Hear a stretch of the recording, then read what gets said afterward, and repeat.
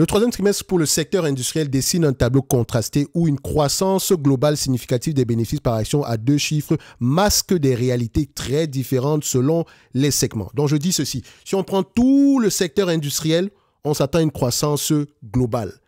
D'accord? Si vous avez un ETF industriel ici, vous allez voir que les attentes de croissance ici sont élevées, sont à deux chiffres, mais attention, ce sont les sous-industries qui nous intéressent. Le secteur industriel est l'un des plus vastes. Je dis bien, c'est l'un des plus vastes. Si vous êtes dans le top premium, vous allez avoir tendance à le vérifier ici. Donc, vous allez dans le top premium ici, Infinity, vous avez clairement des analyses sectorielles pour tous les sous-industries qui sont des mises à jour. Quelles sont les thématiques actuelles? Est-ce qu'on est positif, négatif ou bien neutre? OK? Et on vous donne également le raisonnement derrière et à vous de faire ce que vous voulez avec ça derrière. D'accord? Donc, ça vous permettra ici d'identifier quelles entreprises peuvent être intéressantes, lesquelles on devrait avoir tendance ici à, voilà, comment dire ça? À éviter, on va le dire comme ça. Oh, attention, ça reste un avis personnel, ok? Chacun prend la décision qui s'impose, dépendamment ici de ses propres connaissances. Je vous recommande toujours ici de lire vous-même les rapports financiers, de douter de tout et de faire vos propres analyses, ok? Bref. Ici, la vigueur provient principalement de deux piliers. Donc, le secteur industriel s'attend à une certaine croissance pour le troisième trimestre 2025. Je pense que la publication va commencer sur les jours à venir. Elle a déjà commencé pour certaines entreprises. Donc, la vigueur provient principalement de deux piliers, donc deux sous-industries. L'aéronautique et la défense d'une part et la construction et l'ingénierie d'autre part. Donc, aéronautique et défense ici vont avoir tendance... on va les mettre souvent dans le même panier, aérospatial et défense, de manière générale. Donc, c'est une sous-industrie. Dans l'aérospatial et la défense, vous allez retrouver des entreprises dans l'armement, des entreprises un peu comme les entreprises ici qui fabriquent des avions commerciaux comme Boeing. Donc, vous avez également ici dans la construction et l'ingénierie. Je pense qu'on a déjà mentionné ici le trimestre précédent. C'est un segment qui revient toujours ici de manière positive, mais vous commencez déjà à connaître à peu près les raisons. Donc, cette performance générale est alimentée par des livraisons d'avions robustes, des dépenses militaires élevées et une forte demande pour les projets d'infrastructure, notamment ceux liés à l'édification de centres de données. Ça, c'est pour le segment construction et ingénierie. Donc, le principal moteur de cette performance est sans conteste le segment de l'aéronautique et de la défense. Donc, pour l'ensemble du secteur, excusez-moi, les aléas du direct, celui qui pourrait connaître ici la croissance la plus élevée en matière ici de bénéfices par action, c'est essentiellement le segment ici de l'aéronautique et de la défense. Excusez-moi encore une fois. Donc, du côté commercial, l'augmentation des livraisons d'appareils par des acteurs majeurs comme The Boeing Company, qui forment un duopole quasi incontournable, stimule directement les revenus. Et quand on parle de Boeing, vous devez également comprendre Airbus. OK? L'amélioration des chaînes d'approvisionnement et une cadence de production plus fluide sont les catalyseurs essentiels des résultats. Donc, on devrait s'attendre à des résultats intéressants pour une compagnie comme Boeing. Ça va également avec une entité comme Airbus. Excusez-moi, je suis un tout petit peu enrhumé, donc voilà, je vais avoir tendance à beaucoup tousser. Voilà, ce sont les aléas du direct. Celui qui n'aime pas ça, désolé, je ne fais que des vidéos comme ça. Je n'ai pas le temps d'aller faire du montage, ok? Ici, on n'est pas dans l'esthétisme. On recherche avant tout le contenu. C'est le contenu qui nous intéresse. Donc, voilà.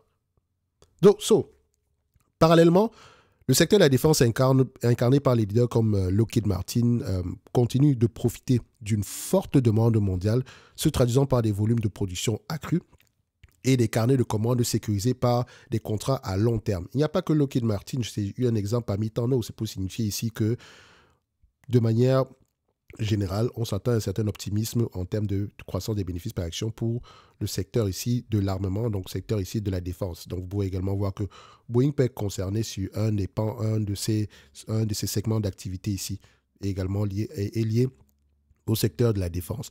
Ça va également de pair avec des entités comme Thales ou bien Safran de manière générale. Ces deux marchés finaux commercial et militaires semblent positionnés pour maintenir leur élan jusqu'à la fin de l'année.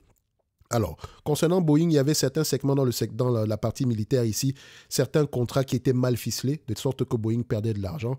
Je pense qu'ils sont en train de faire le ménage de ce côté-là. Donc, même si on pense que le segment militaire va bien se comporter, ça ne veut pas forcément dire qu'ils vont gagner de l'argent dessus. Rappelez-vous, on parle de contrat. Excusez-moi, et il faut avoir tendance à les honorer. Donc, je vais essayer de parler un tout petit peu moins rapidement ici, histoire de tousser moins. Donc, dans une veine tout aussi positive, le domaine de la construction et de l'ingénierie connaît une expansion remarquable. Des entreprises comme Quanta Service, et ce n'est pas la première fois qu'on la mentionne, et AECOM, encore celle-là également, reconnues pour leur expertise dans les projets d'envergure, enregistrent des carnets de projets records, ou bien des carnets de commandes records. Ce dynamisme est alimenté par une demande intense pour la construction de centres de données, la modernisation des réseaux électriques, l'expansion des énergies renouvelables et les projets de connectivité numérique. Donc voilà, c'est l'un des secteurs les plus dynamiques en date d'aujourd'hui. Le flux continu de projets liés à l'énergie et à l'intelligence artificielle laisse entrevoir une demande soutenue qui pourrait s'étendre jusqu'en 2026. Cette poussée vers la digitalisation soutient également de manière stable les services de traitement de données et d'externalisation. Des firmes de premier plan comme Accenture tirent parti des dépenses importantes des entreprises dans l'analyse de données, le cloud et l'automatisation des processus, consolidant leur position grâce à des relations clients profondément intégrées. Toutefois, tous les segments ne naviguent pas dans des eaux aussi calmes. Le secteur des machines industrielles, ou de la machinerie industrielle ici, où un géant comme Caterpillar bénéficie de son réseau de distribution mondial inégalé, présente une situation plus nuancée. Et je rappelle que Caterpillar, il y a deux segments d'activité. Il y en a un qui va bien se comporter. Il y en a un maintenant, pour des raisons bien spécifiques, mais il y en a un autre ici qui pourrait bien se comporter sur le long terme pour également des raisons qu'on va avoir tendance à mentionner plus tard. Et je rappelle ici que Caterpillar, ce qui m'intéresse sur la vente ici d'engins lourds, c'est la partie de la maintenance, la partie service. C'est ça le vrai business. Oui, ils gagnent de l'argent en vendant parce que les véhicules coûtent très cher, mais dites-vous que le vrai business, ces véhicules coûtent très cher, ils ont une durée de vie assez longue, mais le remplacement des pièces ici, c'est ça qui permet à Caterpillar de générer des revenus récurrents. Donc, intéressez-vous à dans ce business model-là, il faut s'intéresser surtout à la partie service, dans le segment équipement lourd. Donc, les entreprises convertissent leur carnet, et quand je suis toujours dans le pan ici de Caterpillar, donc dans la machinerie industrielle, donc les entreprises convertissent leur carnet de commandes en vente effective en partie parce que les clients accélèrent leurs commandes pour anticiper les risques liés aux tarifs douaniers. Vous avez vu, monsieur, le gars qui a la Maison Blanche, il change d'avis matin, midi, soir. Donc, on ne peut pas lui faire confiance. Donc, les entreprises ici, les entreprises adorent la prévisibilité. Donc, c'est important pour elles ici de pouvoir... Voilà, elles ont peut-être anticipé certains achats ici juste pour ne pas avoir tendance à les payer un peu plus cher parce qu'on ne sait pas quels seront à peu près les prochaines décisions de Trump par rapport aux tarifs douaniers. Semble-t-il que pendant les 4 ans à venir, on va avoir tendance à en reparler encore et encore. Donc, si cette activité de restockage soutient les bénéfices à court terme, l'incertitude tarifaire demeure un point de friction majeur pour la visibilité future. N'oubliez pas que ça reste des segments cycliques. Machinerie industrielle, c'est cyclique de manière générale. Donc, quand les clients finaux mangent bien ou bien gagnent beaucoup d'argent, les clients finaux peuvent être ici dans le secteur minier, ça peut être, voilà. S'ils gagnent beaucoup d'argent, ils vont avoir tendance à commander. Le cycle de dépenses va augmenter et c'est tant mieux pour Caterpillar ou bien pour d'autres compagnies qui font à peu près la même chose. Une divergence similaire est observable au sein des produits de construction. Les leaders du chauffage, de la ventilation et de la climatisation à l'image de Crane Technologies tirent leur épingle du jeu grâce aux dépenses dans le secteur non résidentiel et à une forte demande de remplacement. J'ai parlé de quoi? Chauffage, ventilation et climatisation. On n'a peut-être pas besoin d'un de ces éléments-là dans les data centers. Je dis ça, je ne dis rien. AAON. Bref, ceux qui ont la référence vont aller regarder.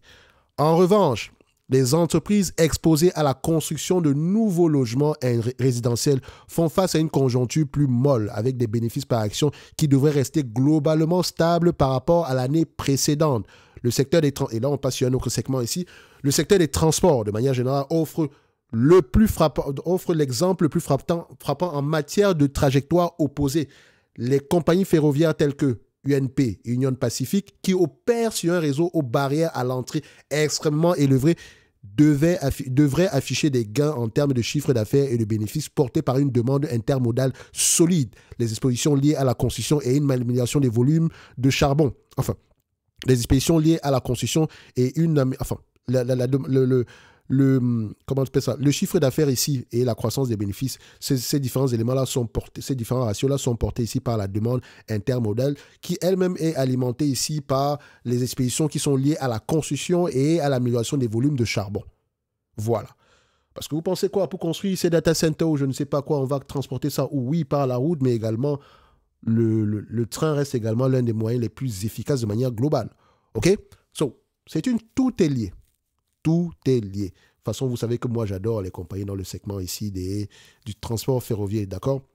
Ou bien le domaine ici des chemins de fer. Toutes ces entreprises-là sont intéressantes. En watchlist, maintenant, tout va dépendre du prix d'acquisition. OK? Donc, à l'inverse, le fret aérien et la logistique subissent de fortes baisses de leur BPA de l'ordre d'une dizaine de pourcents, donc pourraient subir, attention, nuance, en raison des perturbations tarifaires et de rendements plus faibles par rapport au volume. D'accord? L'apaisement des tensions en mer Rouge provoque également un retour vers le fret maritime, ajoutant une pression supplémentaire. Ici, on parle des entreprises dans le fret aérien et la logistique, on parle de qui? On parle de FedEx, on parle de UPS. Donc, les compagnies aériennes, et là on passe sur un autre segment ici, elles anticipent également une contraction de leurs résultats, bien qu'une stabilisation de la demande intérieure, et quand je parle de demande intérieure, je parle des États-Unis ici, et une discipline sur les capacités offertes permettent une modeste amélioration séquentielle. D'autres domaines montrent également des signes de ralentissement plus prononcés. Les services de recherche et de conseil voient leur croissance limitée par la surveillance des budgets gouvernementaux et les retards dans les appels d'offres. Et ça, c'est temporaire. La demande croît, donc ce qui pourrait avoir tendance à créer des opportunités. Ce n'est que mon avis.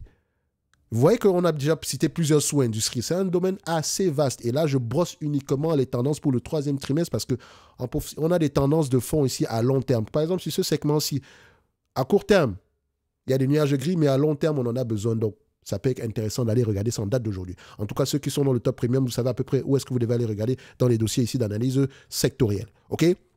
La demande croissante pour le conseil en IA, en cybersécurité et en analyse de données offre une compensation partielle, mais la croissance des bénéfices à court terme reste faible. De même, les services de ressources humaines et d'emploi pâtissent de l'incertitude macroéconomique qui pèse sur les cycles de recrutement et la demande de personnel temporaire. Enfin, le segment des machines agricoles et de la construction lourde reste sous pression. Même un leader doté d'une marque iconique et d'une loyauté client exceptionnelle comme Deere & Company ressent les effets de la baisse des prix des matières premières agricoles et des frictions commerciales qui freinent les dépenses des exploitants. Les dépenses des exploitations agricoles. Donc, du côté des équipements de construction, le ralentissement des grands projets pèse sur les résultats. Je dis bien, le ralentissement des grands projets pèse sur les résultats. Bien que la demande pour les systèmes d'alimentation de secours et la maintenance offre un certain soutien. Et on revient ici à Caterpillar. On revient également ici à Generac. Toutes les entreprises qui vont avoir tendance à proposer des systèmes d'alimentation de secours, qu'on appelle également vulgairement générateurs, on va avoir tendance à bien se comporter. Et ça commence par la lecture au niveau des utilities qui vous disent que la demande est de plus en plus élevée. Le réseau ne peut pas le soutenir. Les data centers vous demandent de plus en plus de puissance. Et pour pouvoir comment on dit ça? Pour pouvoir satisfaire cette demande-là, il faut accélérer la dépense en capital, qu'il faut financer avec des taux d'intérêt très bas. Mais entre-temps, on n'a pas le choix que d'avoir recours ici à des systèmes d'alimentation de secours. Encore une fois, tout est lié. OK? Donc, en conclusion, les attentes du troisième trimestre pour les industries, le secteur industriel ici, ou bien le secteur des industries, le secteur industrie, révèle une dynamique à deux vitesses. D'un côté, une force indéniable dans l'aéronautique, la défense et les infrastructures liées à l'énergie et aux données propulsent la croissance globale du secteur. Ça veut dire que la pondération est très élevée ici en termes de croissance globale des bénéfices. Si vous prenez toutes les entités de ce secteur d'activité-là, la majeure partie des bénéfices en termes de pourcentage sur le plateau global ici proviendra ici de ces différents segments-là. ok, de ces différentes sous-industries-là. Aéronautique et défense et tout ce qui est lié à l'infrastructure et l'énergie ici et tout ce qui concerne ici les données. Ok, donc de l'autre côté, des segments comme les machines, machinerie lourde ici, le fret et les services à l'emploi font face à des vents contraires notables. Les incertitudes persistantes liées au commerce et aux tarifs douaniers pourraient continuer de limiter la prévisibilité des performances à l'horizon 2026. Tous ceux qui veulent aller plus loin, tout est en description de la vidéo. Et pour les autres, on se donne rendez-vous sur les prochaines vidéos. N'oubliez pas, si vous êtes dans le top premium, les notes d'analyse concernant ce segment d'activité-là, vous allez les recevoir dans quelques jours, ok? Ou bien quelques heures, ou bien c'est déjà disponible même de manière générale. Aujourd'hui, en date du 13 du mois d'octobre, on va se concentrer sur le segment de la des services de communication. Et pendant le week-end, vous avez reçu tous les éléments nécessaires ici dans les rates. On a parlé ici des rates dans le domaine de l'hôtellerie, dans le domaine ici industriel, dans le domaine ici du commerce de détail. Bref, je vous laisse aller voir tout ça. Donc, ce segment des rates-là, il est complet en date d'aujourd'hui. OK? Et je vous ai mis à peu près une surprise ici pour pouvoir à peu près apprécier, même sans ouvrir, pour savoir à peu près si on est positif, négatif ou neutre sur ces différents segments-là. Et je rappelle ici que tous ces éléments sont basés sur des informations factuelles, basées sur la lecture des rapports financiers, les coûts des conférences calls des différents leaders dans ces segments d'activité-là. Bref, je vous laisse aller apprécier ça et n'oubliez pas de garder votre esprit critique pour les autres ici. Tout est en description de la vidéo et on se donne rendez-vous sur les prochaines vidéos. Merci, au revoir.